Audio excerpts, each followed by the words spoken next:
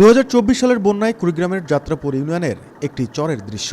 অথই পানিতে ঝুঁকি নিয়ে স্কুল থেকে নৌকায় করে বাড়ি ফিরছে শিশুরা। প্রতি বছর বন্যায় এমন পরিস্থিতি মোকাবিলা করতে হয় তাদের। আর শুষ্ক মৌসুমে নদীর হাঁটু পানি ও দীর্ঘ ধুলোমাখা পথ পাড়ি দিয়ে যেতে হয় পাঠশালায়।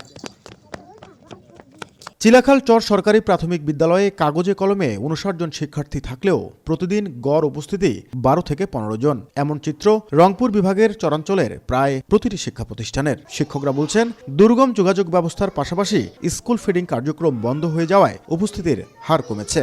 আগে আমাদের বিস্কুট দিত টিফিনের আগে। বিস্কুটটা পেলে আমাদের ভালো হতো আর টিফিনে খাইতাম।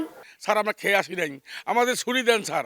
এই অবস্থাতে আমরা নিরুপায়। এই যে আমাদের স্কুলে যে বাচ্চাটা আসে দুপুর এই 2টা হইতে হইতে বাচ্চাটাকে আবার নিয়ে যায় তারা ওই বাবা মার কাজে সাহায্য করার জন্য। চ্যালেঞ্জ মোকাবিলায় শিক্ষাবৃত্তি প্রদান ও স্কুল ফিডিং এর মতো সুবিধা বাড়ানোর তাগিদ শিক্ষাবিদদের। বিভাগীয় শহরের যে সুযোগ সুবিধা আমরা সরকারিভাবে বরাদ্দ দেই, সেই একই রকম সুযোগ সুবিধা তার জন্য যদি বরাদ্দটাকে নিশ্চিত করেন, সেটি দিয়ে কিন্তু তার জন্য আমরা স্কুলমুখী করতে পারবো না।